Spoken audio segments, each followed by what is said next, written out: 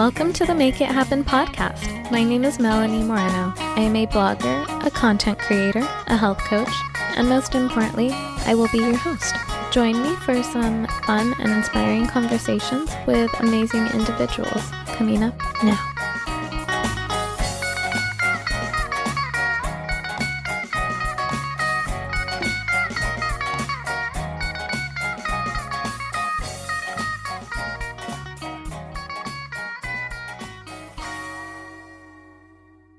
Hi, and welcome to the Make It Happen podcast. If you're new here, then thank you so much for joining in on this conversation. I've never really labeled this podcast in any particular theme except that it is framed in the scope of personal journals. Each person that comes on here has information based on experiences, things they've read, things they've tried, or maybe just based on their studies and field of expertise. Whatever the case, I aim to get inside people's heads and sort of see where they've come from and how that led to them discovering the things that they stand for today. So for those of you who don't know me or are just new here, I'm hugely passionate about nutrition and health. I felt like the only one who cared so much about bettering my personal health until I found a health and wellness community on Instagram. There, I've met some really cool people who are just as excited about health and nutrition as I am, one of them being today's guest. I've actually dreamed about speaking to Alex ever since before this podcast was a thing. She is a certified nutritionist and also the face of Fitlicity, which is her Instagram handle, where she posts daily fitness, nutrition, and healthy lifestyle tips. We talk about how she first started caring about fitness and nutrition, and also how we met through the Tone It Up Challenge community on Instagram. And we break down the pros and cons of following challenge programs, which I think is a really cool topic to touch on. I've never heard anyone else talk about challenges in this way. And I think following a challenge for myself has been helpful at times in my life, but I also strive to really tune into my own intuition about what feels good to me. And so this is a really cool topic that I'm excited for you guys to hear. Today's episode also dives into topics such as being your own motivator, the difference between diets and dietary trends, and how to make sustainable changes, which is also one of my favorite things to talk about. Alex has also been a human guinea pig for so many things, which she puts forward on her Instagram, but in this episode, she shares some of her biggest takeaways from all the things that she has tried that have helped define her interests and her style. Because there isn't just one way to do health, right? You've got to find what works for you. And I think this episode will be a great way to help you find that, or simply give you some food for thought. You might want to have a notepad handy because this episode is loaded with great tips and information. Let's just get straight on into this episode with Alex Coll. What's your schedule like? It sounds like you kind of get to make your own schedule. Yeah, so about 3 months ago, I guess, I transitioned. I had a full-time job, like a 9 to 5:30 at an agency, but it was far longer hours than that. But about 3 months ago, I went to freelancer status with my agency, met with my CEO, my boss about it, and came up with a plan. So now I kind of go into the agency as I please, usually 2 or 3 times a week, but the rest of the time I work from home and I split the time with my nutrition business and then creative stuff for the agency. So I do get to make my own schedule, which is very nice. That's so cool. Yes. Can I ask what field do you work in? So my agency is graphic design. We are but it's special events and public relations for high-end lifestyle brands in Philadelphia, or a lot of out-of-market brands that are coming to Philadelphia. So anything from tourism and hospitality to food and beverage, wellness, a lot of wellness clients. Runs the gamut, but it's very fun. That's interesting. So, I mean, we met through Instagram when we both were doing the Tone It Up Bikini series several years ago. I know. Throwback. How'd you get into, let's take it back.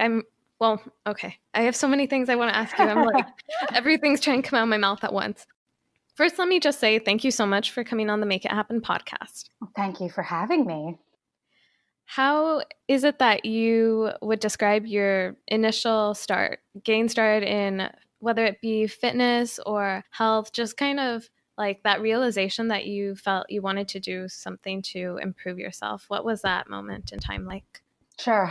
It was definitely a rock bottom, which is like hard to admit, but I think that a lot of people need to get to that point in order to make a legitimate radical lifestyle change. I mean, you just won't change if you don't see the value in it and you don't see what's hurting you in the moment. So I think I had gotten to this point where no matter where I was, like if I was walking down the street in the city or if I was in my bathroom, like I just was held prisoner by the mirror. I either was staring in the mirror, looking at myself and picking myself apart, or I was completely avoiding my reflection and just like not even wanting to look at myself in the mirror before I hopped in the shower, right? That's a sad feeling. And it didn't have, at the time, I think I thought that it was a body composition thing. I had gained weight out of college. I didn't know how to manage my lifestyle. All of a sudden, the way that I had been eating for years, which wasn't very nutritious, it seemed like it had caught up to me, right? But so I think at first I thought that it was a body composition thing, but after really starting to look at it, it was a not proud of my life thing. I felt like I was living on autopilot. That's how I describe it. Like I just was going through the motions. My friends told me to show up at a bar and I was there. My friends picked a restaurant and I ordered off the menu, like how a 20 something should. Until I kind of realized that I could control that and there was a different way to feel. And I just decided that I was going to do it and I was going to see what it felt like, to feel differently, for a lack of better way of describing it. And a friend of mine had been dabbling in Tone It Up and kind of introduced that world to me. And she had never had an Instagram profile with it, like I said, just kind of surface level dabbling. And I was like, let's do this. Like, let's make the accounts. Let's hold ourselves accountable. Let's meet people. Let's make this something that we do together. So it was, a good bonding experience for myself and my friend as well. But that's kind of where I started, just with that realization that there was another way to feel. And then I happened to find two cute, bubbly trainers to help me get started with it and that online sphere. But it has evolved so much since then, obviously. Yeah, of course. I feel like it was my first big dive into fitness also, getting started with Tone It Up. Mm-hmm. Prior to that, like exercise, that wasn't my thing. Right. So it had a big impact on me, but I felt like there was a lot of rigidity with the schedules and Mm-hmm. I just kind of wanted to do my own thing a little bit more. When did you know that you didn't want to do that anymore? And what was it like sort of testing the waters yourself, figuring Mm-hmm. out what feels good to you and not just following a schedule? Right. Yeah. So I think that's one of the biggest things for me was I realized all of a sudden that I started with, like you did, the 8-week, bikini series challenge. And I remember nearing the end of that 8 weeks and I was kind of like panicked because I had seen these results from the meal plan and from exercising and being dedicated to that. But I was like, well, now the 8 weeks is ending. What am I going to do? I have no idea. I don't know. And so I realized I got really good at following a plan, but I had no idea why that plan was working for me. But then Tone It Up releases, oh, we're doing round 2 of the challenge, or there's this challenge in between the next challenge. And so my life for a little while in the beginning was a series of challenge after challenge. I just was viewing my life in these 8-week and 6-week chunks of challenges. And I think it worked for me at first because I needed that discipline and that regimen and that routine in order to change my habits. My lifestyle my process wasn't weight loss. Like a part of it, there was weight loss. A part of it, there was getting stronger and faster.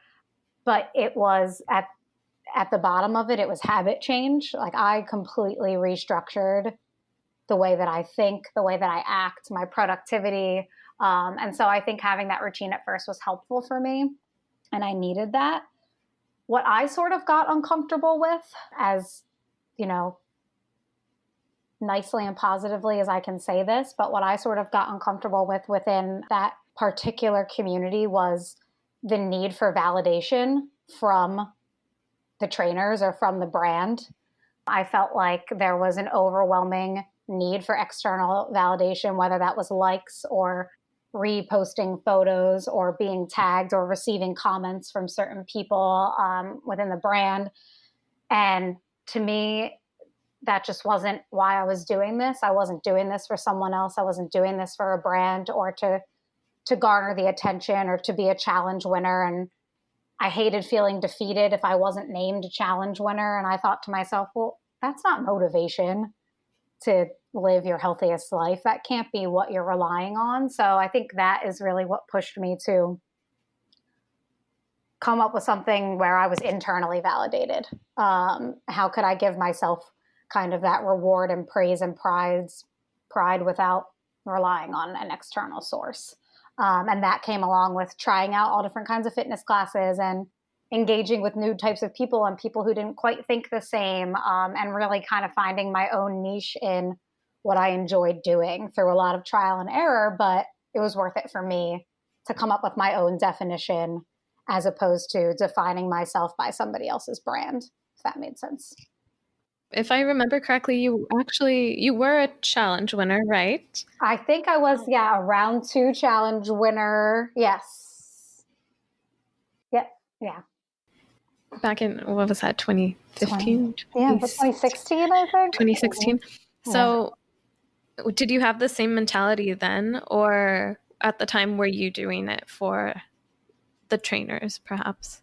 No, I think that was definitely a time when, that's a great example, because it was kind of that first bikini series challenge where, and listen, I'm happy to, my mindset has changed a lot. So reflecting on this is a little bit brutal for me, because I don't like to compare myself, and I like to preach not to compare ourselves to other people and to have that internal validation. But that comes from figuring it out myself. And I remember submitting, taking the time out of a week-long vacation with my friends to submit my initial transformation story for the first, like the initial bikini series, where you won the whole trip to the islands and the this and that.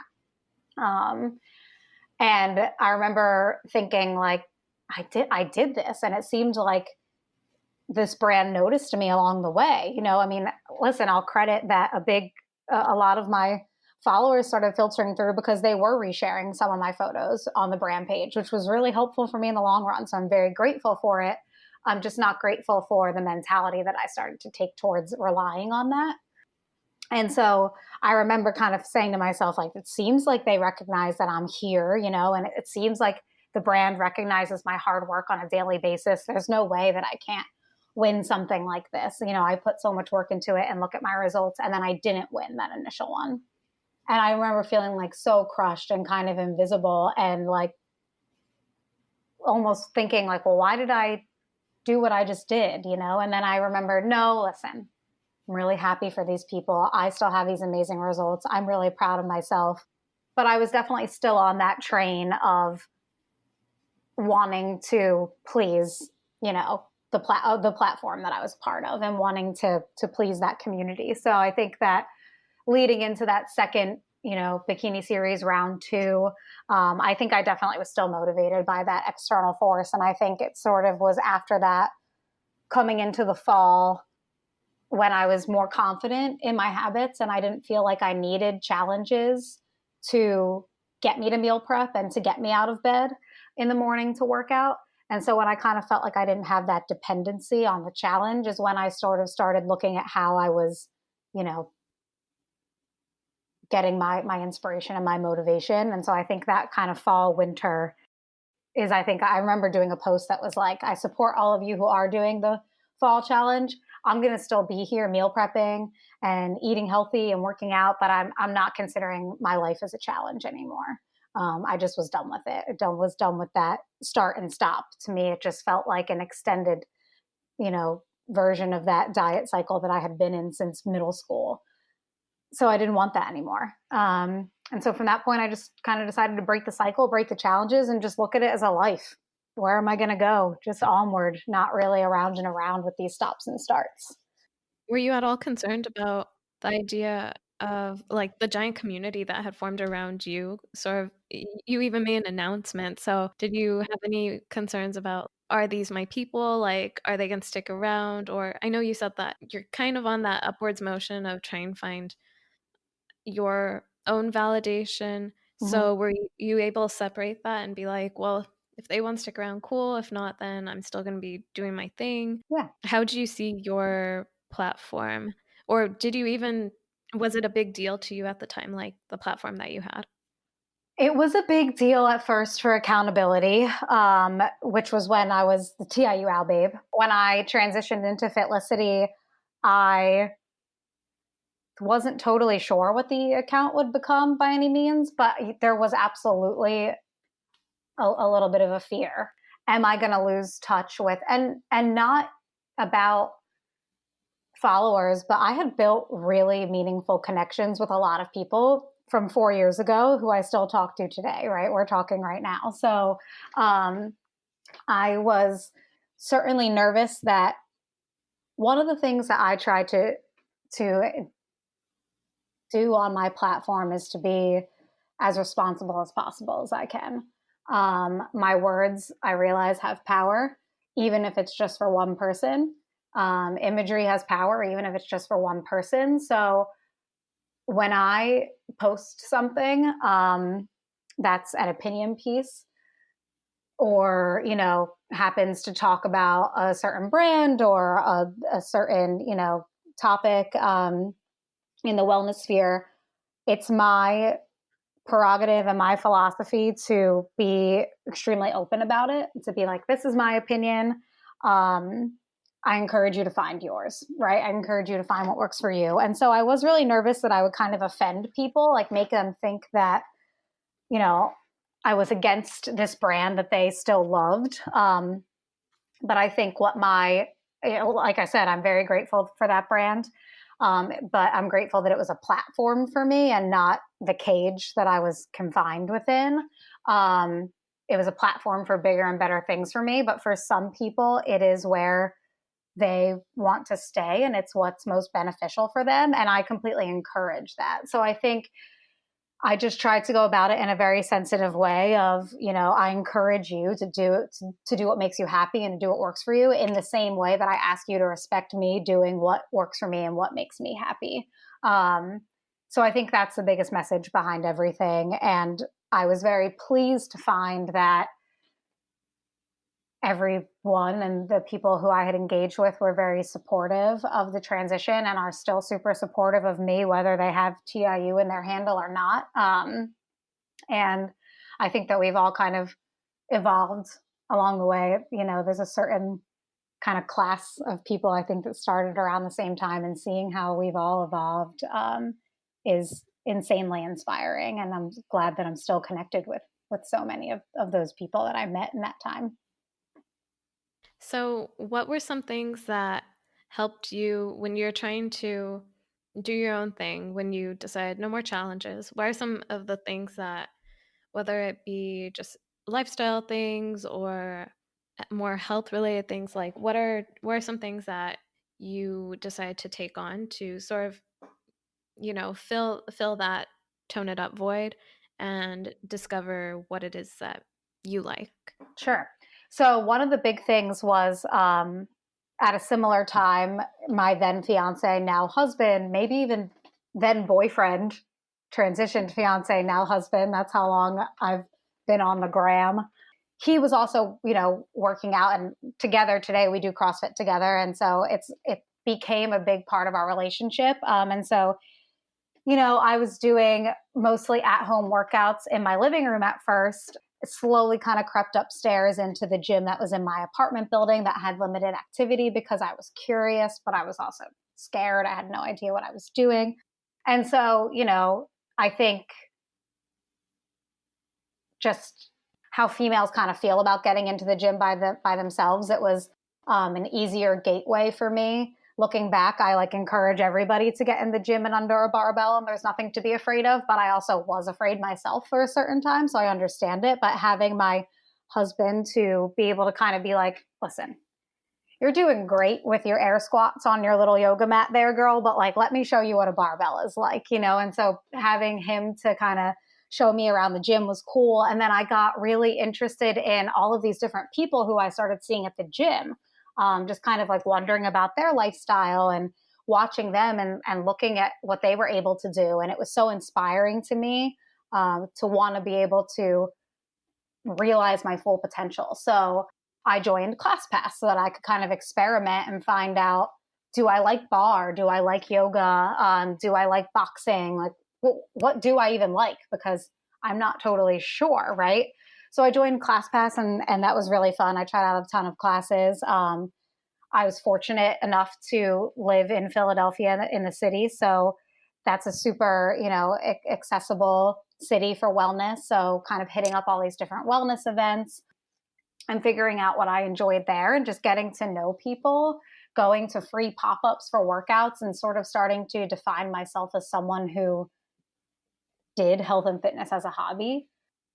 Cooking, I think, and healthy eating took me a little while longer. In the city, it was really fun to experiment with changing my orders at favorite restaurants or learning about new healthy restaurants in the city. So again, that was fun and it made it easier. Once I moved out to the burbs, I think is when a lot of my cooking and prepping skills really developed, which was really only within the last 2 years. But having a bigger personal kitchen space that I was able to put time and care into and really get myself the appropriate appliances and all that was really fun for testing out new recipes. And I just kind of set these goals for myself to try a new recipe every week, try a new workout every week, and try everything twice, make sure you give it a second chance and then sort of figure out what you like. So the first thing I figured out that I liked was lifting heavier weights, which is relative because when I was lifting heavier weights when I was a member at the Y, what I thought was heavy then is a lot different than what I consider heavy now for myself, being a CrossFit athlete. So it's funny how my perception of this stuff has changed over time, but it's been a great evolution. So I found out that I like weights. I found out that I'm definitely a little bit more of a gritty, kind of raw and in your face personality. I wear a lot of black and neutrals. When I was kind of first starting in my fitness journey, I wore a lot of pineapples and mermaid clothes. So to kind of fit in with the community that I was a part of. I don't think there's anything wrong with that. I was discovering a place for myself, but I've definitely discovered a little bit more of a personal place, and it's defined a bit differently. But there was a lot of trial and error, and I think that's one of the most important things is not being afraid to try something and not viewing failure as a stopping point, but as just a redirect, right? So, okay, that didn't work out for me. Did I give it a fair shot? Can I give it another shot? And then kind of, what am I going to try next? It's no reason to quit. It's just reason to keep going and figure it out.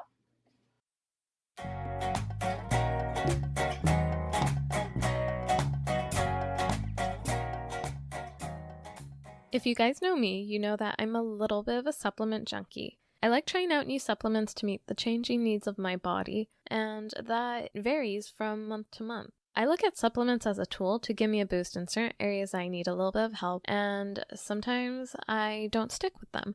So if you look in my supplement cabinet, I have bottles of halfway used vitamins and powders. It's ridiculous. So I have the solution, Care of. Care of is a company that makes taking supplements fun and easy. First, what you do is take a quiz on their website to see what your personalized needs are. Care of makes a month's supply of your custom-made vitamin pack and then mails them out to you. They also have everything from vitamins and minerals to medicinal herbs to protein powders. The packs not only keep all of your vitamins in one convenient place, but they are made from biodegradable materials and are printed with cute messages. Sometimes there's a little motivational quote or a thought-provoking question on the front. It makes me look forward to taking my daily vitamins. Plus, there's no waste, so you don't get stuck with bottles of supplements that you're not going to want in a month or two. And you have the freedom to change up your monthly order anytime you want. So if you'd like to add some fun and convenience to taking your vitamins, then be sure to check out Care Of.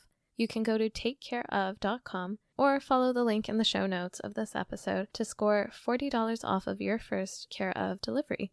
If you give Care Of a try, definitely send me a picture and let me know what you think.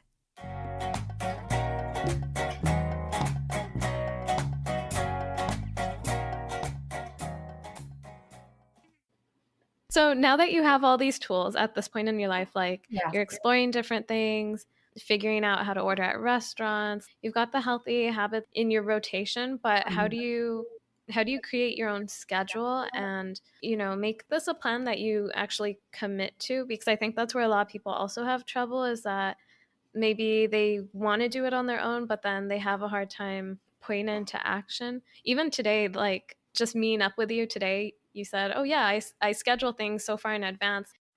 What's your scheduling process like? I really want to know, how do you plan everything out? Oh, well, this is something that I have also, I think, learned recently, especially becoming a small business owner, which is not something that I anticipated for my life ever. But I'm very happy to be here.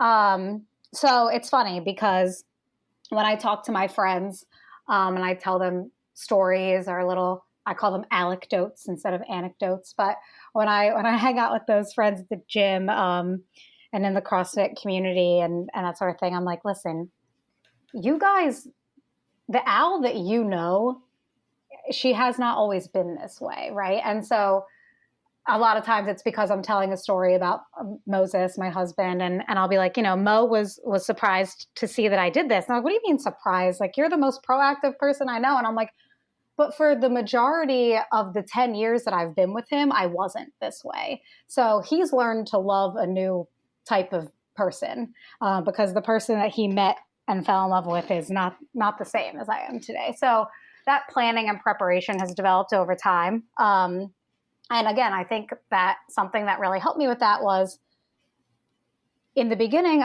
I did, there's a lot of talk in the wellness sphere, I think right now, about intuitive eating and food freedom and listening to your body and only eating when you're hungry and blah, blah, blah. And it's confusing and it's conflicting because sometimes when you're trying to make a lifestyle change, you have to have that plan and you just have to stick with it. You just have to say, this is more about discipline right now so that I can get myself to the person that I want to be. So I made discipline my greatest ally. And I had a plan and I wrote down everything in my planner in one color. And if I deviated from that, if I, skipped a workout or modified a workout, if I added a meal somewhere, if I forgot to eat a meal or pack a meal or change a meal, I wrote it in a different color so that I could visualize, here was my plan. Here were all the layers on top of it of how my life was actually unfolding. How could I get less and less color in my planner so that my plan was my life, right? And it's not to say that I don't really think of myself as a rigid person. I think of myself as super go with the flow. I don't panic because I know that my plan is flexible and I know that it's just there as a guideline, but I need something there to act on. Something that I hear a lot from my clients, or even when I mention to someone that I'm a nutritionist and the first thing they say is like, I promise I try to eat really good, but I have no willpower. And that's like the first thing that I always hear. I'm like, I'm not judging you. I'm just telling you what I do for a living. But so one of the things that I've been touching on a lot lately is there is no such thing as willpower in this modern world. You just cannot rely on it. It's designed to be broken. The second that you step out your door and you get in your car, you turn on the radio and you hear a commercial for Taco Bell, and then you drive past Golden Arches and then you see a Salad Works to your right, like you are being inundated with messaging that is just completely messing up your appetite awareness, your desire for activity, and all of these things. So willpower just really isn't a thing. What is discipline and setting up systems and acting on them and just kind of holding yourself accountable to act on them. And sometimes that comes from having an account where you can check in 5 times a day and say, I told myself I was going to eat this meal at this time. I did it. Here's a picture, right? Or sometimes it's checking in with a friend. are you going to the gym tomorrow? Me too. Like, let's make sure that we see each other there. Text me in the morning if you don't hear from me by 5:05. Like, you got to set up these systems to make yourself successful until it becomes second nature for you. You will get to a point where you don't need that. You don't need to act like the person you want to become. You just are that person. But it takes years and years of practice. So my planning technique started in that way, where I would write everything out and be able to see these colors overlapping, and I'm a very visual person, being a creative. So that was really helpful for me. And then something that I've really been playing with and learning about recently is just maximizing my bandwidth. So for example, I used to, grocery shop on Sunday morning and then try to meal prep Sunday afternoon. And back then in the beginning, I was probably hungover. Now I'm sober, so I don't deal with that. But in the beginning, I was probably hungover. And after you're done grocery shopping at Trader Joe's with 800 other people on Sunday morning, you don't want to meal prep, right? So, okay, I learned that didn't really work. So what am I going to do? I'm going to shop on Friday night when no one is there at 8 p.m. because I'm not going out on Friday. So I'm going to grocery shop, and then I'll save my food and I'll meal prep on Sunday. So kind of breaking it up. So I think then I even started realizing there was a way to maximize your bandwidth, but only recently, when I've been working endless amounts of jobs. I have like 5 jobs, and, having my personal life and a family and a home, maximizing that bandwidth. So I started realizing I'm most productive between the hours of 7:30 and 2 p.m. So that's when I do all of my tasks that require the most of my brain. I don't look at my phone until I have a meal break, and I only look at it during my meal break, and then I put it back away. So from 7:30 to 2, that's what I'm doing, big brain projects. From 2 until like 7, which I know is too long of a work day, and something that I'm trying to work on is having that balance as well. But that's when I'll do more of my mindless tasks. So I start shuffling into things like emails or creative tasks that are more, fun for me, but don't require a lot of mental energy.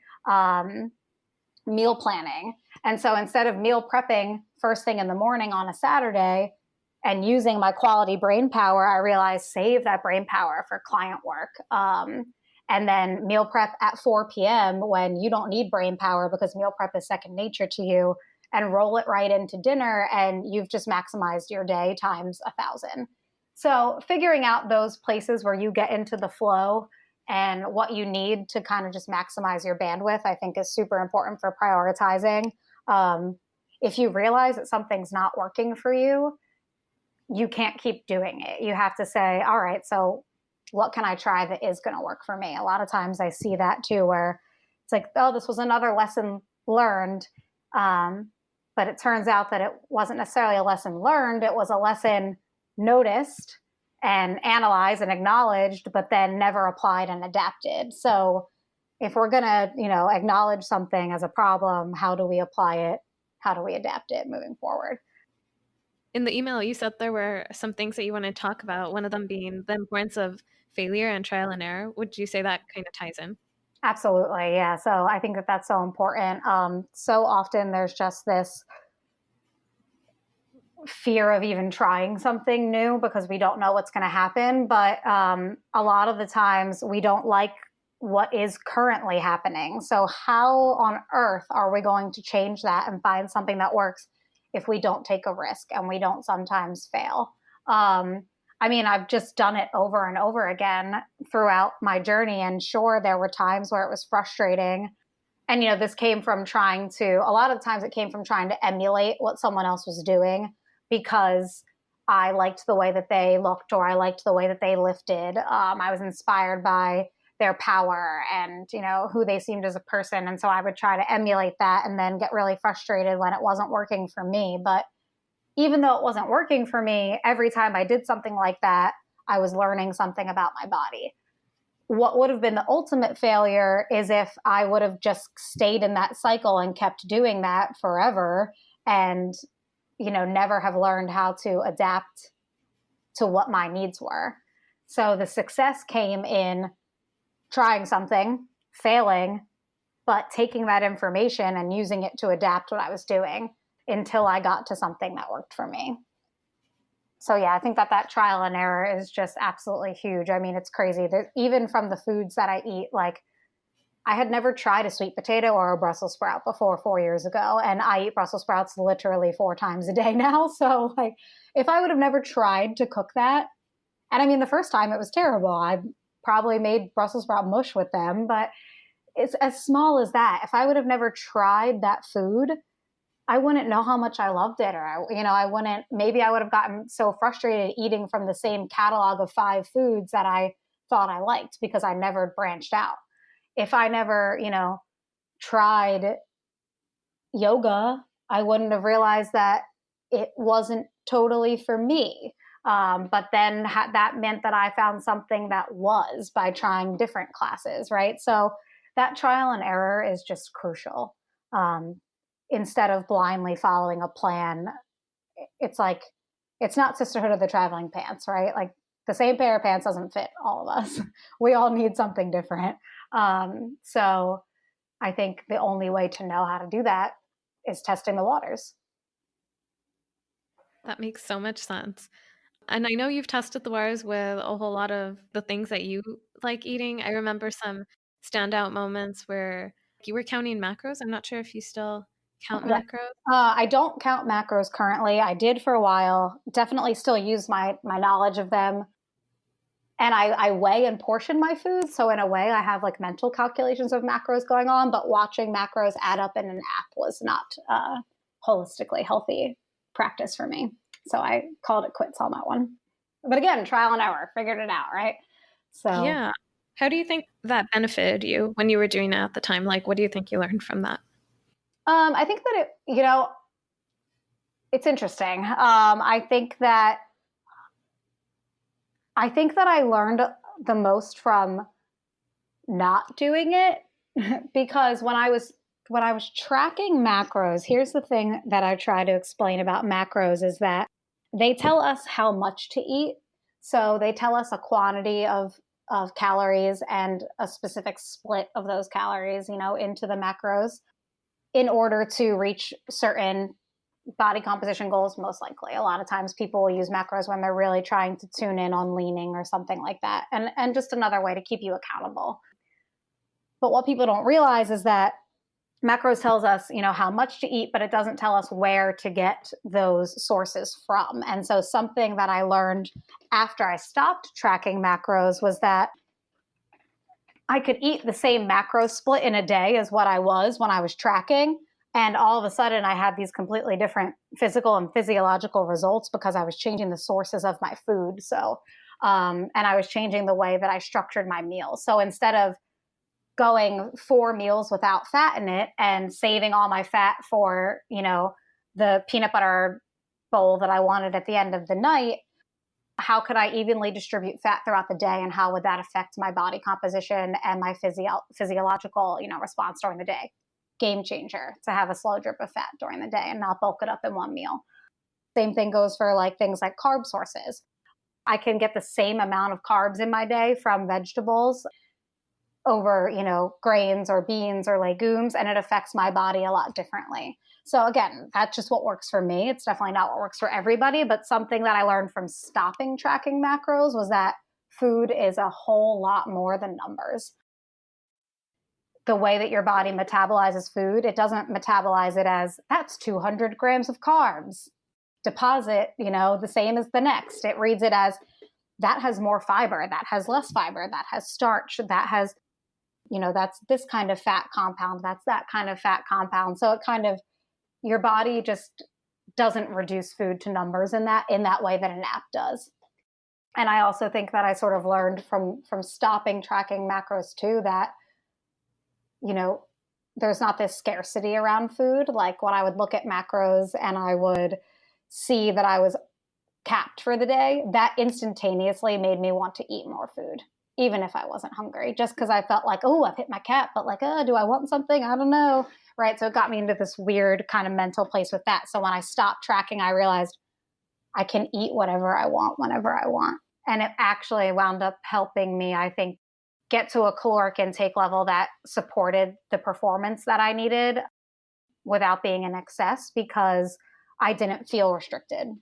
So it taught me a lot about, I think like I said, mostly taught me about when I stopped, and I could kind of compare the difference while doing it. Of course, it was helpful for, even learning what different food groups were. I mean, I didn't know what macros were before that, so I wouldn't have really been able to tell you that avocado was fat, or, that certain foods fit into certain nutrients. I just wouldn't have known. So that awareness was helpful too, of seeing, oh, wow, that serving size is larger than I thought, or, whatever, smaller than I thought. That nutrient fits into that category. I totally thought it was this category. So definitely was a learning experience for sure.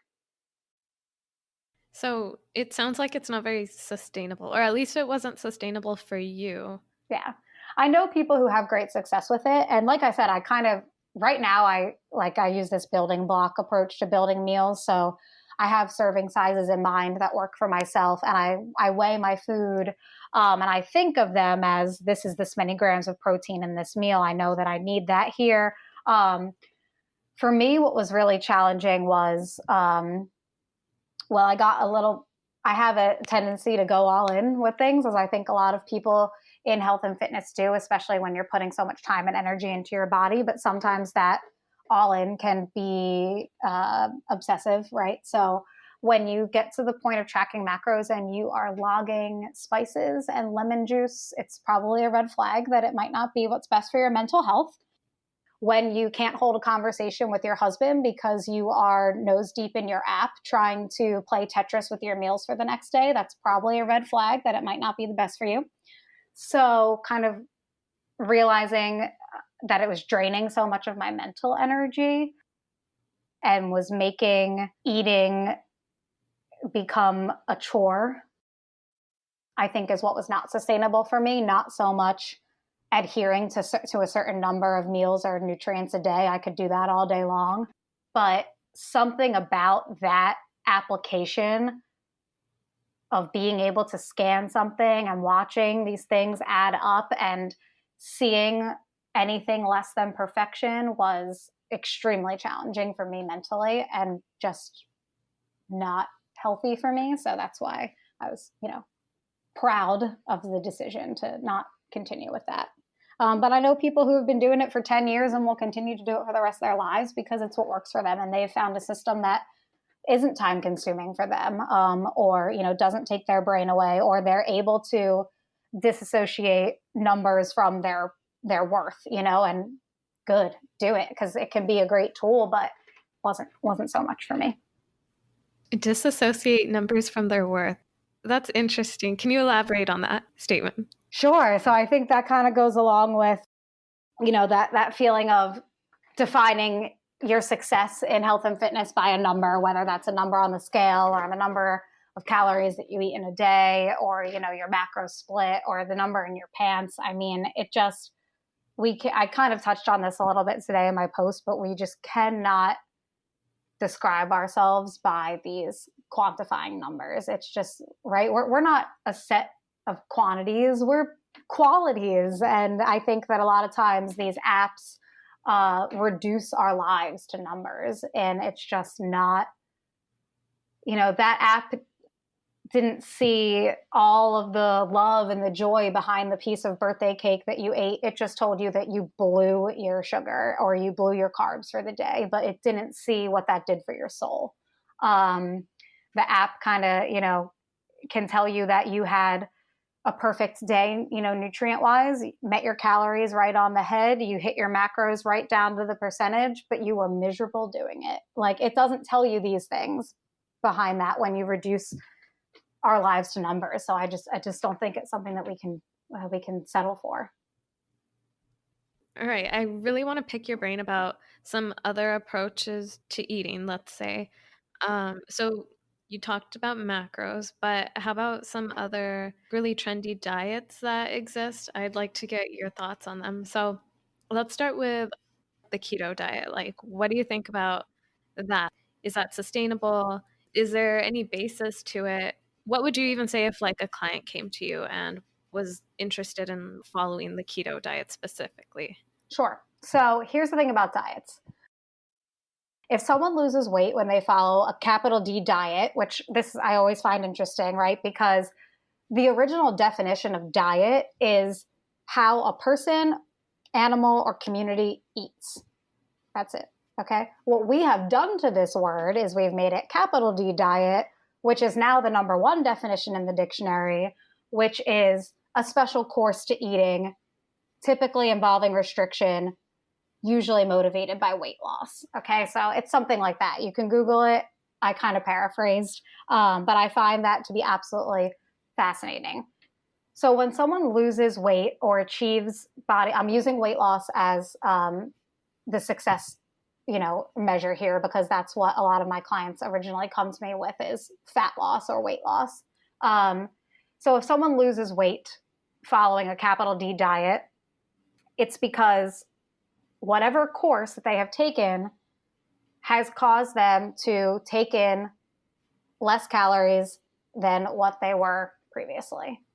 So you can do that in a whole bunch of ways, but it's not always that initial weight loss isn't always sustainable, because you could have someone who's under eating, for example, and just have completely, blunted metabolism and be holding on to body fat for that reason. Or you can have someone who's overeating and does need a caloric deficit. But for something like each of these diets, capital D diets, what they seem to do is they seem to tell us just a piece of the picture of food. This is kind of what I talked about with macros. So if it fits your macros, IIFYM tells us how much to eat. But again, it doesn't tell us what to eat. It doesn't tell us where to get those quantities. Same thing goes with keto. Keto tells us that we should eat, very high fat, very low carb, but it doesn't tell us necessarily where we should get those sources. So now if you're someone who does some research or knows that they should pair that with high quality, nutrient dense food, you're in a different scenario, but the general population sees that, and you can eat fast food for every meal and still be keto. It doesn't necessarily mean that you're reaping the health benefits of nutrition. Keto, I find interesting. There's definitely a science behind getting your body into ketosis. I just think that a lot of times it's a kickstart for people to learn that they can succeed at putting some sort of guideline around their food. I don't think that it's sustainable. It starts getting a lot of people into phases where they start eating, I've seen a couple of comparisons on Instagram that I find to be very accurate, where it's like keto and also keto. And the one side, the left side is keto and it's, a coffee, an entire stick of butter, a piece of bacon, it's, something else. It's like maybe not the most nutritious. And then also keto and it's avocado and it's a plate of vegetables and it's nuts and it's protein. So again, it tells us, one factor about nutrition, but not the whole picture. So for me, the biggest deal is not putting these guidelines around our food, other than I have pretty much 5 principles to eating. The first one is to eat balanced meals. So balanced meals means a complete balance of protein, carbs, and fat in every meal with proper portions. So that's something that you kind of need to help to learn to figure out for what those portions are for your body type, for what your goals are. But there's a difference between a serving size and a proper portion for you. The next is probably the most important, but it's number 3, because they should be comprised, these portions and these balanced meals should be comprised of high quality food, minimally processed, comes from the earth. You can most likely eat it raw and in its natural state, or you can cook it over fire. You don't have to process it to get it to the point where you need to eat it. Eat these meals in regular intervals, right? Don't go prolonged periods of time without eating, because you're telling your body that it needs to be scared because it doesn't know when it's going to get fed next. And then the last principle is that meals that you enjoy. So all of these things, they have to be things that you enjoy. And so that comes along with learning what is satisfying to you. And it goes far beyond like, yeah, I like French fries. Okay. Let's take a look at a meal. What do we like about it? Maybe we like that it's crispy and it's soft and it's hot and it's salty. So how can we make these into a nutritious meal? We can make sure that we have, crunch in our salads, texture. If we like things heated up, make sure we take the time to heat a meal. If we like things heated up, but we don't have access to heating a meal, well, let's make something that tastes good cold, right? So coming up with that satisfaction factor. So balanced meals, proper portions, regular intervals, high quality food, make sure you enjoy it. And that is my philosophy to eating, basically. I love those 5 principles. Thank Wow. you. I love them. Okay, so I also want to ask, you mentioned earlier that it's taken a little bit of figuring out for yourself to figure out how much you need to eat Mm-hmm. personally, what works for you. And I know that's different for everyone. Mm-hmm. And it sounds like I think we're both in agreement that eating high quality, nutrient dense food is where it's at. Yes. But what do you think about when to eat? There's obviously a really big trend right now in intermittent Intermittent fasting. fasting. Yeah. So what are your thoughts on that? I've read up on some of the science of it, and similar to the D diets, Yeah. like you said, Yep. it works for some people, but then there's a lot of people that make it, this long-term sort of lifestyle that seems to work for them. So Right. what do you think about that and its effect on, like, is it sustainable? Are people better off doing 3 meals a day or 5 meals a day? Like, Mm-hmm. what do you think? Yeah. Okay. So intermittent fasting, I think, is another example of it doesn't tell us the whole picture. So in this case, it tells us when to eat, but not what to eat. So you can follow intermittent fasting and you can have an 8-hour eating window and you can fill it with, again, junk food, right? Or you can fill it with nutrient dense food. You can find that by the time you get to that window, you feel the need to eat so much that you might actually consume more calories than if you had spaced out your meals during the day. So now this is all kind of individual because, again, this is somewhere where someone who's just getting started with nutrition or getting started with weight loss goals, intermittent fasting could work for them by putting constraints around calories in versus calories out. Not always, that's not true, and I don't like to say it, but for a lot of people starting out in the weight loss, type of journey or body composition, that is a big factor. I always 1,000% disclaimer say quality of calories over quantity of calories, 100,000%, because again, it's not just a number, and you can have 100-calorie pack of Oreos and your body will be highly confused and process that so much differently than 300 calories of like yogurt and apple and nut butter. That's an example that I use sometimes. So in that case, please eat the more calories. But anyway, I digress. Intermittent fasting, I think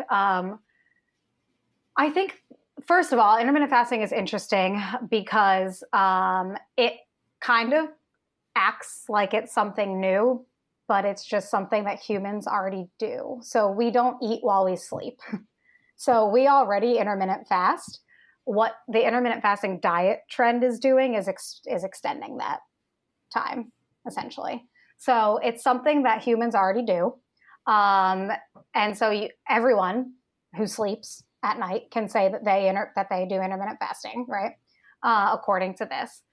But I think that it's really dependent on the person's lifestyle. I mean, as someone, using myself as an example, as someone who wakes up and lifts more than double my body weight at 5:30 in the morning, if I didn't have a meal until 1 p.m., I would likely faint, right? I mean, there's just no way that my body would be able to survive, let alone thrive, on not eating food until 1 p.m. with the start of my workday, or the start of my day so early in the morning with physical activity. It just wouldn't work for me. Someone who gets a later start to their day, it could potentially work for if they're not quite hungry yet. But I think that, again, this is a time when that sort of I shouldn't eat until I'm hungry thing gets murky, because a lot of the times, are you sure you're not hungry, or did you wake up and have 3 cups of coffee immediately? Because that's going to destroy your appetite awareness. You're going to feel full for hours, but you're not going to have any actual fuel in you. So I'm not sure that you're not hungry. I just think that you might have kind of, thrown off your appetite there in the morning. So kind of identifying these lifestyle indicators that would tell us when to eat, but they are very individualized. So I'm a person who I like a lot of food. I like to eat. I enjoy the eating process. I like feeling full. Like it doesn't, some people really hate feeling full. I like the feeling of comfortable fullness. So for me, meals are all about frequency and volume. I like to eat several meals during the day, and I like them to be really high volume, which means that I prioritize nutrients where, I can eat an entire box of salad in one sitting. That's a whole lot of food, but it didn't necessarily put me into some crazy caloric surplus. So other people, though, they don't like feeling full and they don't like having to take a million bites to get through a meal. That's not enjoyable for them. So for them, maybe some denser meals would be better. Maybe it's smaller, more frequent meals, or maybe it's 3 larger meals that use more calorie dense ingredients. So I think that that's all in determining that satisfaction factor. And it is super individual of what you enjoy. But then also treating food as self-care, right? So even if you're not hungry and you know that you typically require nutrients at this point and it's becoming a habit where you're not hungry at this time but you really should be eating, well, then you need to honor yourself with nutrients even if you're not quite hungry, right? So there's this balance of also using food, I think, as a self-care and a nourishment tool. So that was really derailed off of the intermittent fasting question, but it can work for people.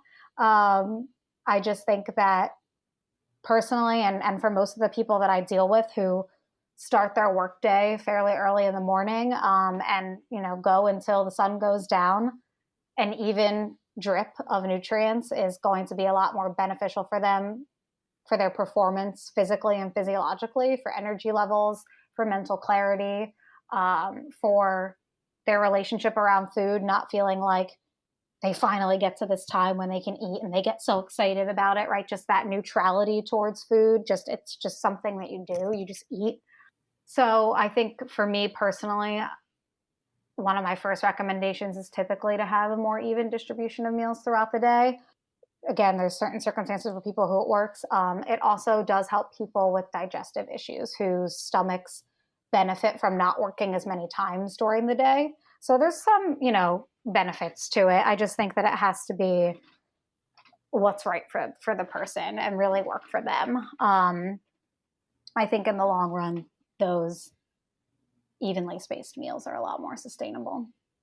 The body is very trainable. Yeah. It seems, and it almost feels like I've kind of tried out different things myself, and sometimes it feels like, oh, this really works, and it really works for a certain period of time, and then I kick myself out of that and try something else and think like this really works. And my personal goal isn't ever really weight loss, just to feel good, Right. or to feel energetically Mm-hmm. good Yeah. at my best. Yeah. Yeah, I feel like the body's very trainable. It is. So for sure. And I think a lot of the thing that comes with that, like eating regular meals things, is at first people not feeling hungry for the meal. Well, a lot of times too, if your body's not on a routine of eating, it's not going to perform at its best because it's going to think that it can't use all the food that you're giving it to put towards your mental clarity, to put towards your energy, to put towards, to metabolize and put towards all these functions. It's going to think, I'm on no routine. I have no idea when I'm getting fed next. I mean, it sounds dramatic, but like it truly doesn't know unless you train it. It knows nothing but inconsistency. So it's not going to metabolize the nutrients that you're feeding it for all these processes that you want them to go towards. It's just going to store them in case of emergency. So you're not really getting any benefit out of it. But if you can start to get on that routine and get your body to start cueing you when you want it to for hunger and things like that, your body adapts and it realizes, aha, okay, so she fed me now. And based on the last year, because it can take a while, right? Based on the last 6 months or a year, I know she's going to feed me again in 3 hours. So I can use these nutrients to give her a boost of energy. I can use these nutrients to, boost her brain function. I can use these nutrients to support her gut health and her hormone production. I don't have to store them for fear that I don't know when she's going to feed me next. So yes, the body is trainable. It's so malleable. So are our taste buds. Like, tell me, it's crazy that I was just talking with a friend about this the other day. Like, when I used to eat desserts and things like that, I would only ever order chocolate, like whatever the first chocolate thing was on the menu, because that is what I thought that I liked. But as I've changed my taste buds over time, first of all, plain unflavored Greek yogurt is now sweet to my taste buds. So for most people, it's tangy and like sour. I think it's sweet. And it's funny because like when I go and I decide that I do want some ice cream or something like that, previous me would have went right for like triple brownie fudge, blah, blah, blah. And like now I'm like, what's rhubarb crumble? I'm like so like fancy, but because my taste buds have changed. So taste buds are malleable. Your body is trainable, just like your mind. It's crazy. We're just not a product of our environment and our circumstances. We can create it, which is this crazy, cool, powerful feeling that is amazing when you can really harness it.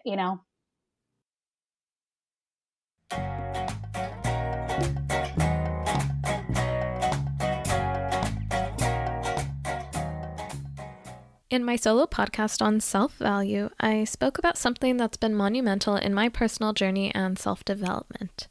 It's a program called To Be Magnetic. This is a series of manifestation workshops that are aimed at unblocking limiting beliefs and reprogramming them into beliefs that serve you through hypnosis. The program is rooted in psychology, neuroscience, and the energetic gifts of the program creator, Lacey Phillips. Trust me, it's not scary or woo-woo.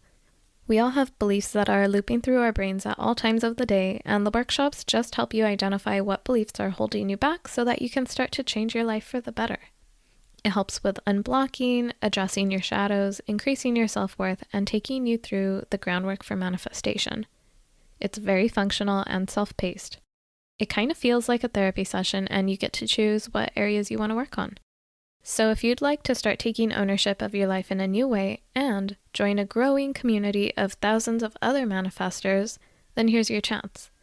Join the Pathway subscription at tobemagnetic.com, which is the monthly subscription service where you can get access to the workshops, such as Unblocked Money, Inner Child, Shadow, and exclusive classes just for Pathway members. If this is something you're interested in, check out the link in the show notes to get $20 off your first month of the Pathway. I can't recommend it enough. Now, let's get back to the episode.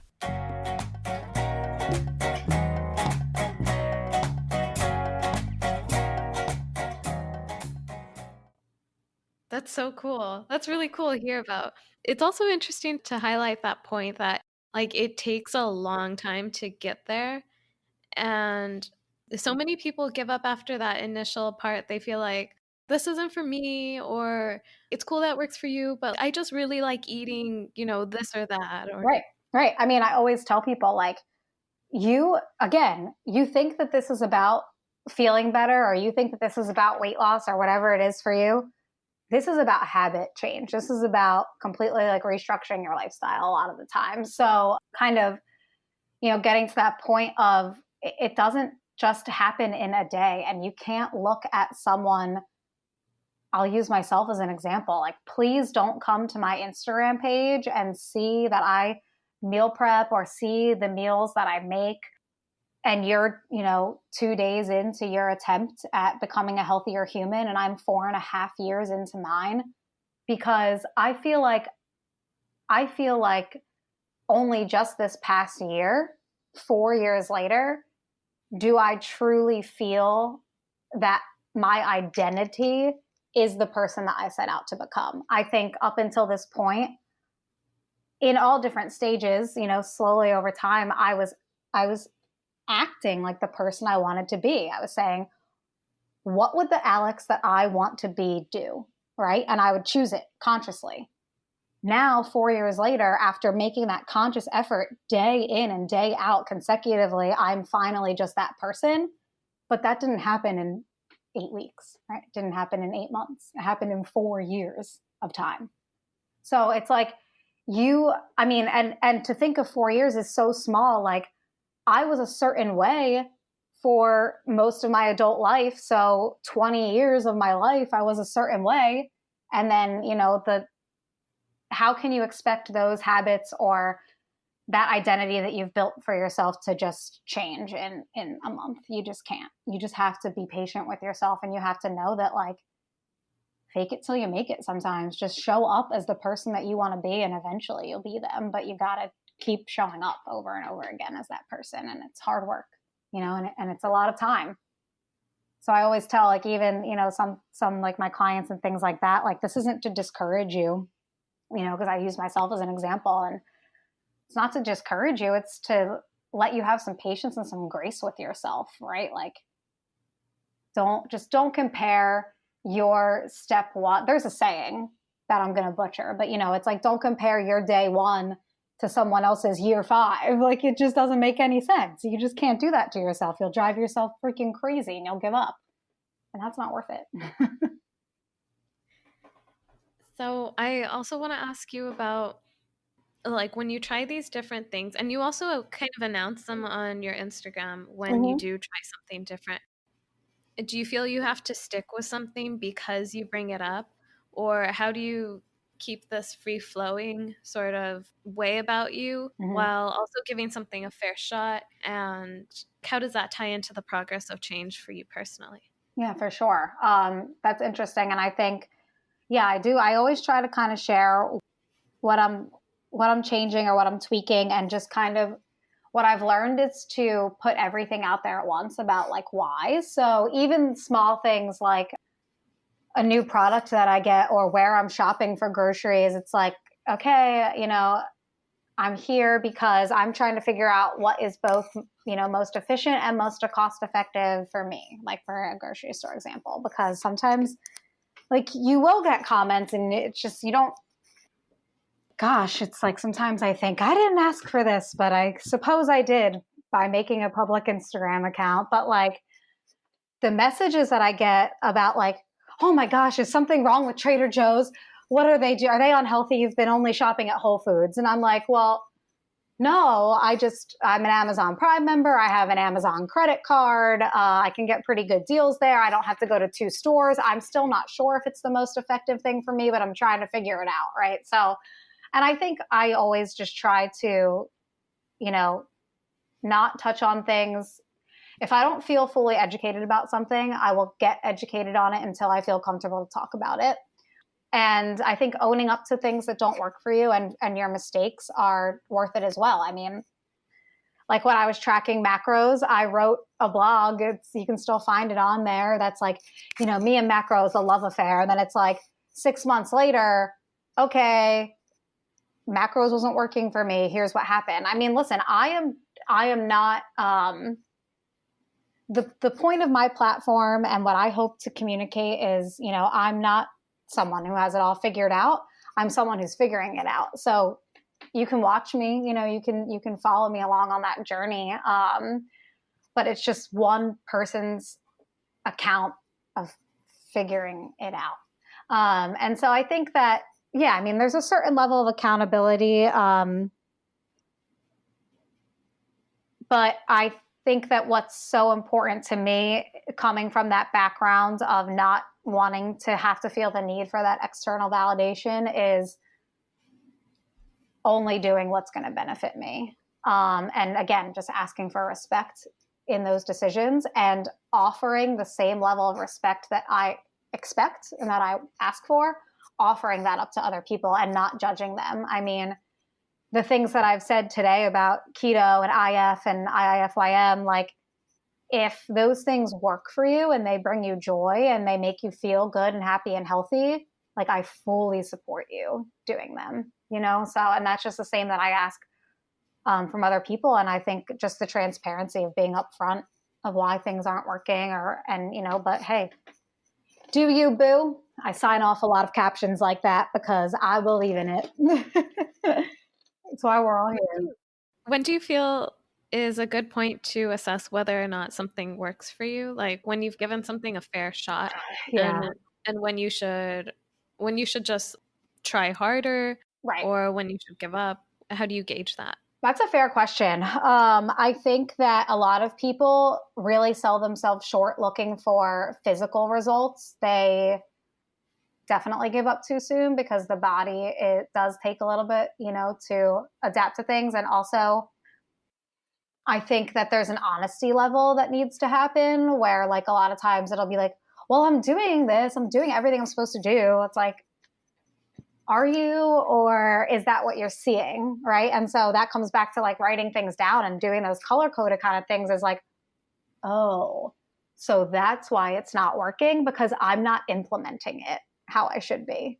I think that's honestly the biggest thing that I see when people feel that they don't see success with something physically, is that they have a lot higher of a perception of how they're implementing it than they actually are. So that, I think, is interesting. Now, I think on the other flip side that goes with this is like the mental side, the emotional side of something, if you enjoy it or not. And so, you could, for example, have, like me, have physical success with tracking macros, but mentally you realize that you're not happy, or, whatever it is. So I think that the moment that you realize that there's a difference between like not wanting to get out of bed in the morning because the workout that your CrossFit gym post looks challenging, right? I mean, sometimes you're like, oh, I got to put myself through that today, but you get up and do it anyway. There's a difference between that and finding no joy in what you're doing.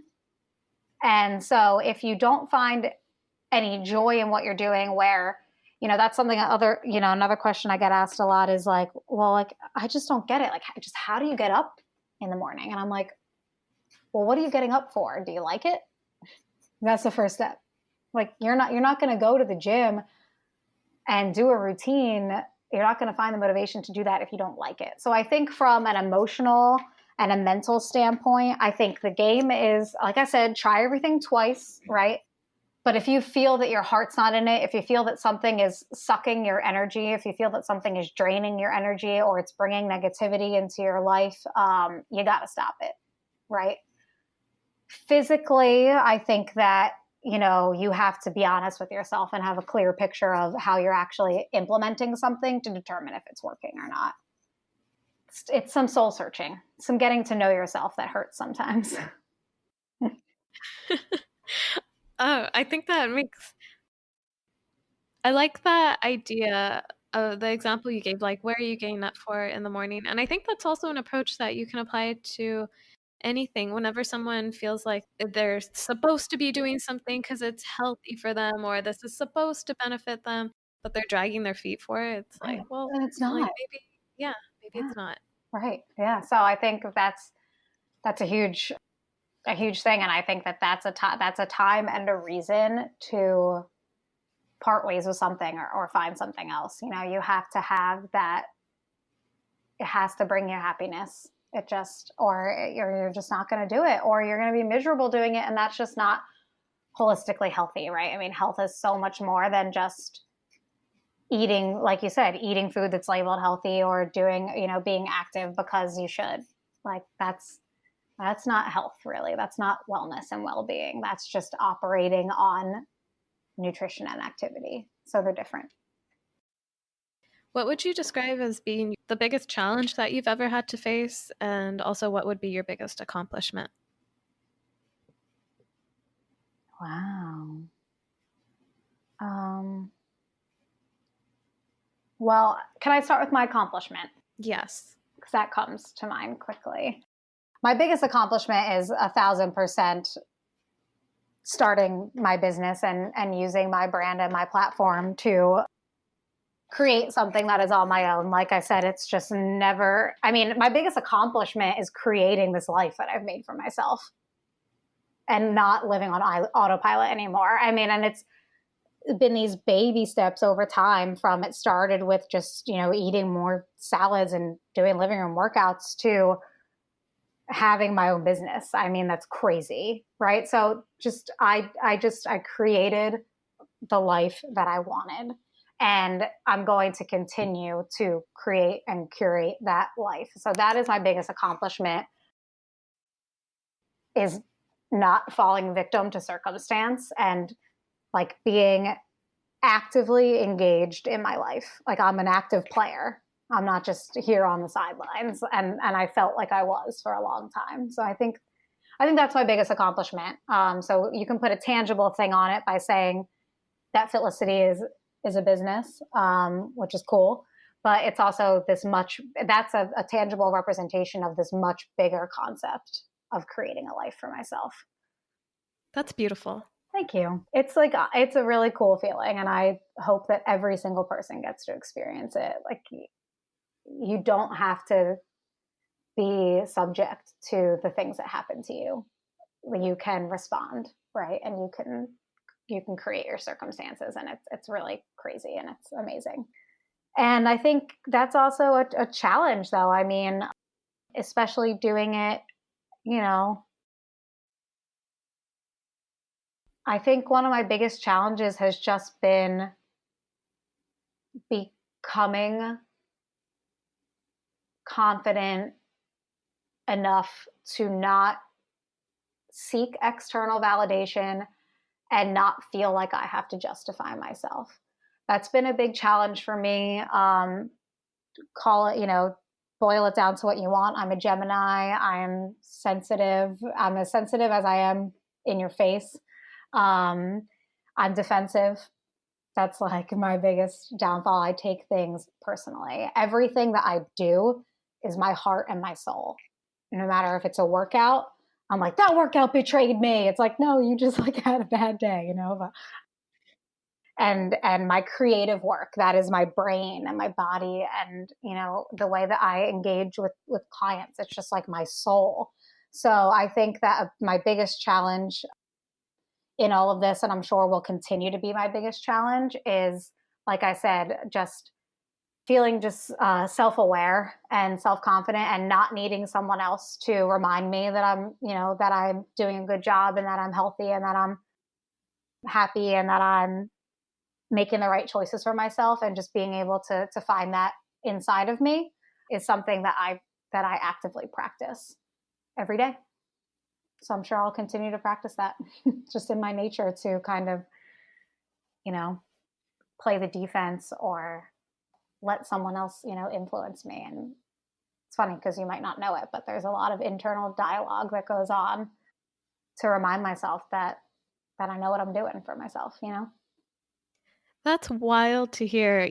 Each time I hear that from someone that I admire, like you look at other people and you're like, oh, they've got it all together. Mm-hmm. That's your thought. Yeah. And it's wild to hear that everyone has this back and forth in their head, Everybody. doubting themselves, feeling good, and then doubting themselves again. Mm-hmm. That's Yep. wild. Yeah. So I've been kind of embracing this mentality of neutrality lately. It's kind of buzzy, but I feel like it really applies to me, of like, we don't always have to love things with such overwhelming emotion. Sometimes things just are the way that they are. So, food is just what I eat, right? So that kind of takes away that weird judgy morality thing around it. If you have, if you're one of those people who, like me, lived for a long time thinking that cheese was evil. Okay, no, it's not. So it's just neutral. Same thing with like body positivity. Well, do I really have to love my cellulite? I didn't do anything to get it. It's just always been there, and it always will be there. Why can't I just be like, it's just there? I don't have an emotional attachment to it. It's just a piece of me. So I've been kind of embracing that neutrality around certain things. And I feel like that's been helpful for me to just, and listen, I get comments from all angles all the time. So it's kind of crazy. But if people comment on like, even the sweet cashier at Whole Foods who meant no harm, who was like, what diet are you on, when I was checking out at the grocery store this weekend? And I was like, cause I had like 19 pounds of vegetables. And, she meant well. She was genuinely curious, and I think genuinely wanted to better her own life by asking the question. But, there was a time where I would have been like, maybe have to feel like I had to defend that, or maybe it would make me like question, like, does my car look like I'm dieting? Like, I don't know. And I was just like, this is just the way I eat. I just eat a lot of vegetables. And I just like laughed it all, So a small example, and not a harmful one, but those kinds of comments come all the time from people who are probably insecure themselves. Like, oh, you're too good to eat that, or you don't want to eat this, or oh, like you made it to another workout, this and that. And it's like, just you don't need to justify. Just this is just how I live my life. Coast along, you know. So that's something that I'm embracing. But yeah, I mean, it's crazy. You never know what other people are going through, and I think that that's why I'm trying to also actively let people know positively when they inspire me, when they do something that I found to be motivating or inspiring or beautiful or creative, because for some reason we're really quiet about those thoughts in the wellness sphere, but we are very quick to, for the other sides of comments that are judgmental or questioning or Yes. disagreeing. So it's like, okay, I'm going to do some of my role to kind of spread when people are positively impacting me, and not give energy to things that don't positively impact me.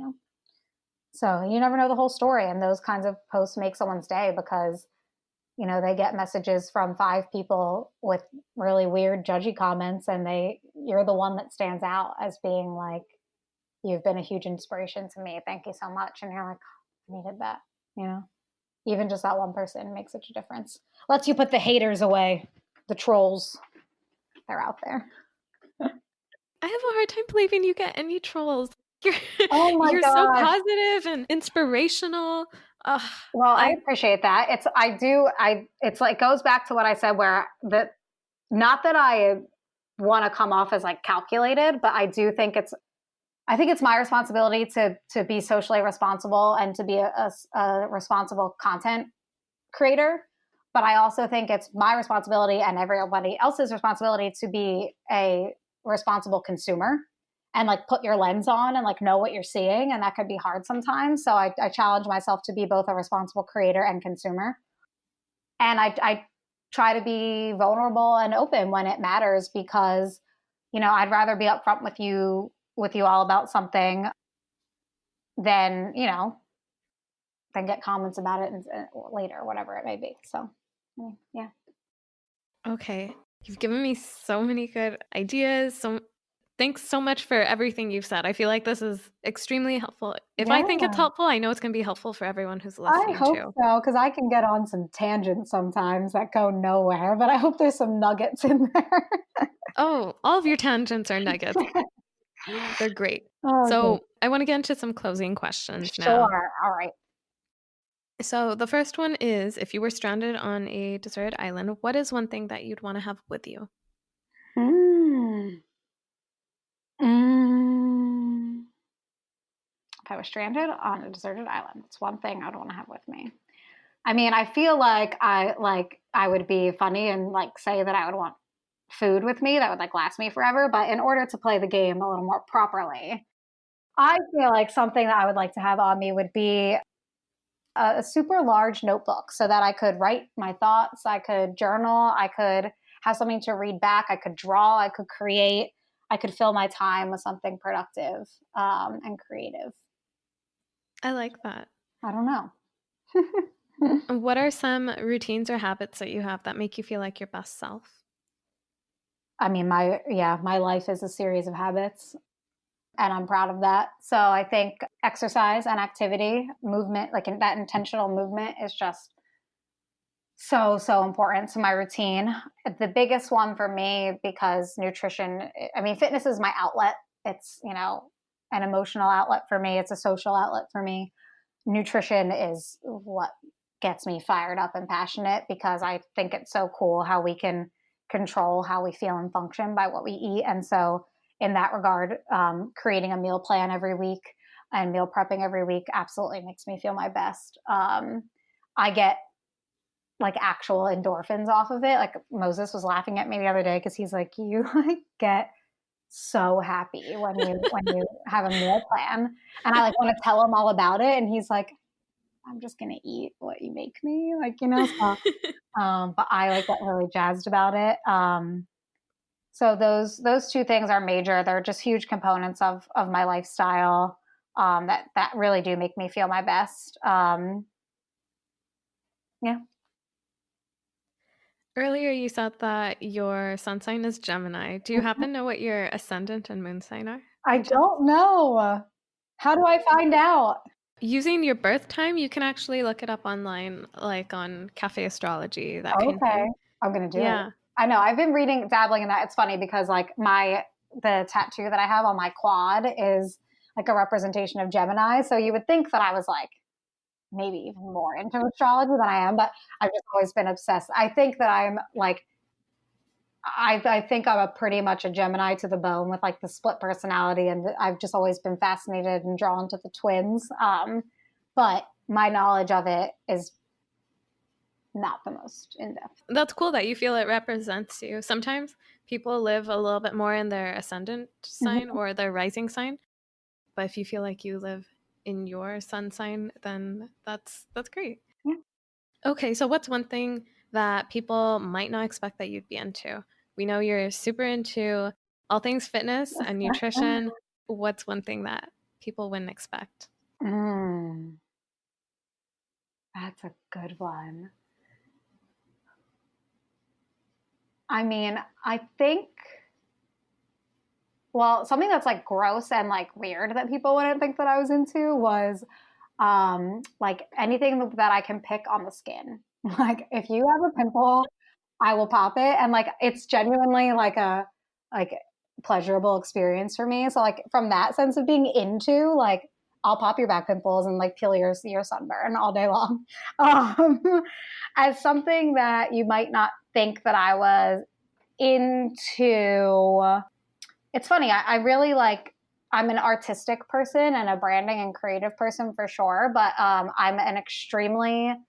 I love to learn. Like I'm obsessed with learning, and I love things that are as. It's funny because again, I don't know. Maybe this is my Gemini, but as kind of like philosophical and lofty and big picture and this and that I can be. Like I love things that are just like factual. So I have a lot of trivia in my brain that just like is like I can rattle off weird. Are you smarter than a fifth grader science facts like for days probably. So that's something that I would probably say was I was like into is like learning and that and science kind of stuff. But yeah, it's weird. It's funny because in the past I feel like I would describe who I was or my hobbies or the things that I was interested in as like, you know, I really liked fashion or makeup or art. Those are all things that I identified with in the past and that I still do in some capacity. But like, if you ask me my hobbies, like I will straight up tell you that going to the grocery store and the gym are the things I genuinely like to do. Like it's not just a, you know, a side thing. It's like, that's really my hobby is grocery shopping. Is that so lame?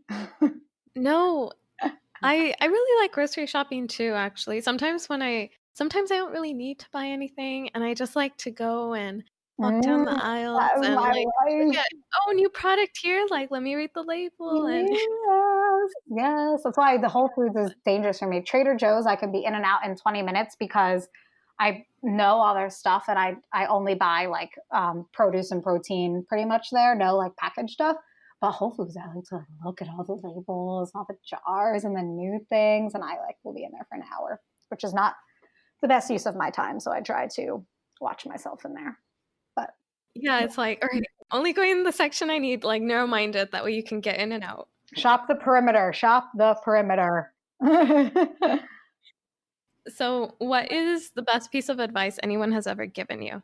Pray for slow growth has been the best advice came to me actually from the CEO of the agency that I freelance for. And it was very applicable to me in the time of starting my own business, which is she's a business owner and a female, you know, woman owned business owner. And so it was something that she was very supportive of for me. And I looked to her as a mentor. But looking back, pray for slow growth applies to everything with change and progress and fitness and nutrition, right? Pray for slow growth in your weightlifting because wouldn't you rather be able to reach your full potential with perfect form rather than, compromising that and getting half as strong on crappy form. Pray for slow growth in, your nutrition practice, because, don't you want to learn to build something sustainable and, slowly build these habits instead of getting, burnt out and frustrated and quitting over and over again, right? Pray for slow growth in relationships that are nurtured, and in your hustles that you kind of need to figure out as you go. Just all around, like, don't rush these things. Don't say you can't wait until this or that. Just live in that moment and appreciate that slow growth and take the opportunities as they come. I like that advice. Thank you. So, who is someone that inspires you? Wow, gosh, so many people. Or if you want to name a couple, that's cool too. Yeah, I mean, it's challenging. I think that pretty much, all of the people that I've chosen to surround myself with really inspire me. I mean, like, from my clients who have the guts to come to me, right, and ask for help, they inspire me so much, and I get chills when I see their habits changing, or the way them making different decisions. They inspire me to be the best version of myself. The athletes at my gym at that level inspire me, and it's just so cool to know that there's a community of people like you out there. CrossFit athletes who are legitimate professional athletes inspire me for their dedication and their hustle. And, just, I think the people who inspire me most are the people who have taken risks for change, and seen it pay off. And I know a lot of people like that in my life because I surround myself with them, from my best friend here in the burbs who had a, crazy health and fitness transformation, and seeing the things that she puts her mind to and does. Just all those people in my everyday life. They're the biggest inspiration. Is there a book, a movie, a podcast, or any sort of resource that you'd say has impacted you and that you would like to recommend to listeners? Yes. I got excited about that because I'm hyping up this book right now, or audiobook. If you are an audiobook kind of person, I happened to do the listening version because it's like a self-betterment type of book. And so that I like to listen to. And it's called Atomic Habits by James Clear. And it's funny because I listened to this book as a resource to help my clients after achieving myself a radical lifestyle change. So when I'm listening to the book, it's like, I did that and I didn't even know it, right? But even so, it's like ways that I can next level my practices. And so anyone who is, considering a lifestyle change recognizes that they have habits that aren't serving them, that they need to change, you need to get this book and read it or listen to it. It's a quick read, or listen, and it's something that you can refer back to, and it's absolutely incredible. Yes. Love it. That sounds intriguing. I just wrote that down. I'm going to check it out myself. You have to. You would love it. It's great. It's just like, it's great. It's so cool. And what's next for you? What's next for you personally or for Fitlicity? Woo, woo. Well, I did a lot in the last year. Personally, it's been a year of change. I got married, and I started a business, and I became a nutritionist, and I became a personal trainer.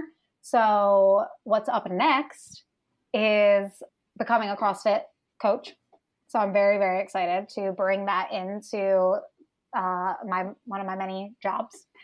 So that's coming up soon. I'm interning right now at my CrossFit gym, learning from the best. And Broad Street CrossFit, And then taking my level 1 at the end of September, so that I'll be able to coach. And I've just fallen in love with coaching and educating. So I'm really excited to do it through fitness as well as through nutrition.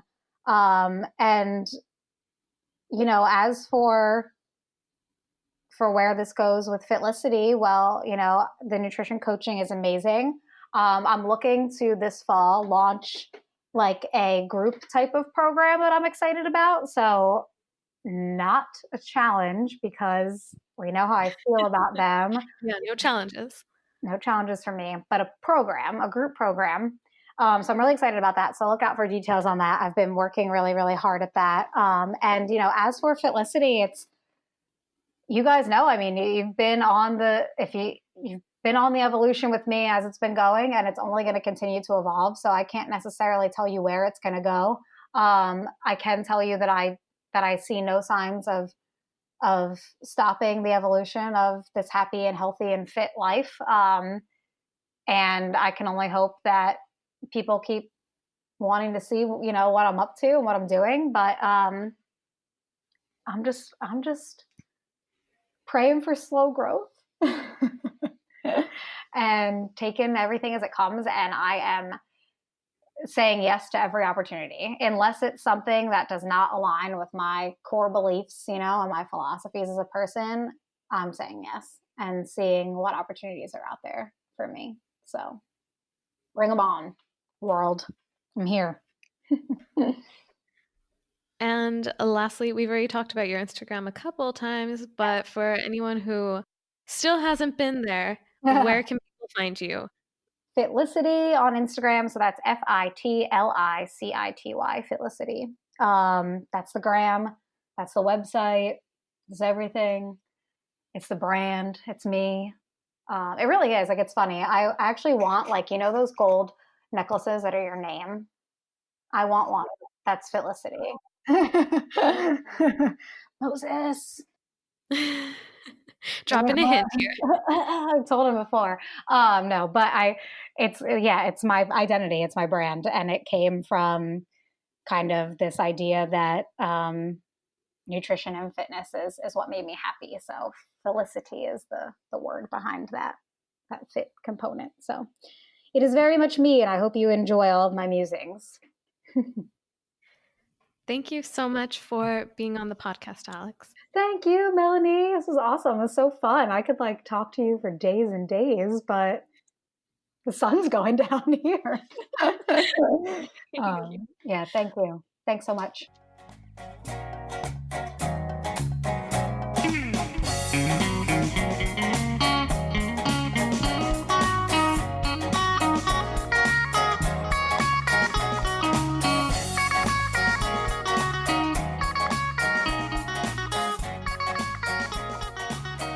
All right, guys, wasn't that just the everything bagel of nutrition, fitness, and creating a healthy lifestyle, plus more?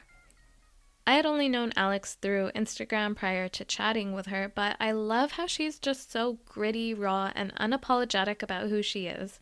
That's what makes her relatable. She isn't trying to sell you on anything she hasn't tried and believes in 100% herself. Personally, I loved getting the chance to pick her brain about diet trends and hear her 5 nutrition principles. As a certified nutrition health coach myself, I stand by those principles she named. Holistically speaking, which is always my approach, I think the principle of making meals that you enjoy is so important. There's more to factor in besides what you're eating, and you've got to think about how food makes you feel. Anyway, I hope you guys wrote those down because those were just the perfect grounded way to look at nutrition. Something else that really stood out to me was how she said it's better to have a mentality of neutrality towards things instead of feeling like we always need to be so passionate or so obsessed with something. I feel like that could be a whole podcast on its own, how our society tends to encourage that overzealous behavior and idealism. I digress. However, I think the takeaway here is that whatever your level of interest is on health topics, maybe just get educated enough to be able to have a why behind what you're doing and not take it to extremes. When you have a neutral or balanced approach to anything, then you're better able to maintain it. Okay, I hope you guys enjoyed this episode. Please tell me your favorite part on Instagram, Facebook, Twitter, through skywriting, however you want to send it. I'd love to hear it. One last thing. For all of you dedicated listeners, I want to give y'all a heads up that the Make It Happen podcast is going to be wrapping up soon. I know. I'm really sad about it too, but my intention was to do seasons of episodes rather than aim for it to be an ongoing thing. It just makes it that much easier for me to maintain and perhaps something for you guys to look forward to. As we approach the last couple of episodes, it's even more important that you guys write a review for the podcast over on iTunes. Let me know what you guys like about it so that I can continue bringing that in future episodes to come. And don't forget to share the podcast with someone who might enjoy it. These episodes will be out here to stay, so you can always go back to them and re-listen if you please. With that, I'll be signing off now. Thank you so much for listening. I'll catch you guys next week. Bye!